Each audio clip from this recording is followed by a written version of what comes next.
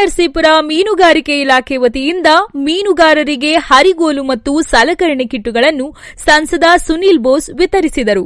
2025-26ನೇ ರಾಜ್ಯ ವಲಯ ಮತ್ತು ಗಿರಿಜನ ಉಪಯೋಜನೆಯಲ್ಲಿ 26 ಜನರಿಗೆ ತಲಾ 10,000 ರೂಪಾಯಿಗಳಂತೆ 2.60 ಲಕ್ಷಗಳ ರೂಪಾಯಿಗಳ ವಸ್ತುಗಳನ್ನು ವಿತರಿಸಲಾಯಿತು.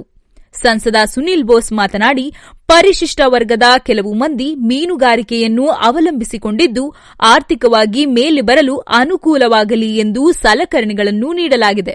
ಇದನ್ನು ಬಳಸಿಕೊಂಡು ಆರ್ಥಿಕವಾಗಿ ಅಭಿವೃದ್ಧಿ ಹೊಂದಬೇಕು ಎಂದು ತಿಳಿಸಿದರು. ಈ ಸಂದರ್ಭದಲ್ಲಿ ಮುಖಂಡರಾದ ಕುಕ್ಕೂರು ಗಣೇಶ್, ರಾಮಲಿಂಗಯ್ಯ, ಉಮೇಶ್, ಸಿದ್ದರಾಜು, ಆಪ್ತ ಸಹಾಯಕ ಬಸವರಾಜು, ಮಹದೇವಸ್ವಾಮಿ, ತಹಶೀಲ್ದಾರ್ ಸುರೇಶ್ ಚಾರ್, ಎಇಇಗಳಾದ ಚರಿತಾ ಸತೀಶ್ ಚಂದ್ರ, ಶಾಂತನಾಗರಾಜ್, ಶಿವು ಇತರರು ಹಾಜರಿದ್ದರು. 25-26 ಸಾಲಿನಲ್ಲಿ ಅರಿಗೋಲು ಮತ್ತು ಏನು ಬೆಲೆ ಅದನ್ನು ವಿತರಣೆ ಕಾರ್ಯಕ್ರಮ ಇತ್ತು.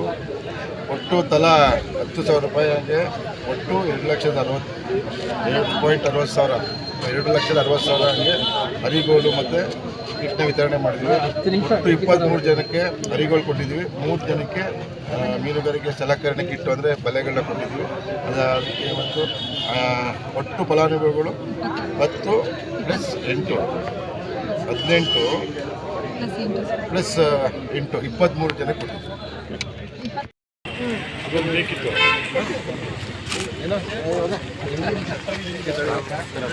ಸ್ವಲ್ಪ ಆರೋಗ್ಯ ಉಳಿಸುತ್ತೆ.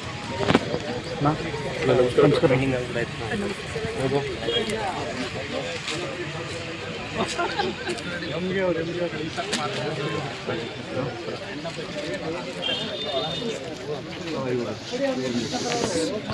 ನೋಡಪ್ಪ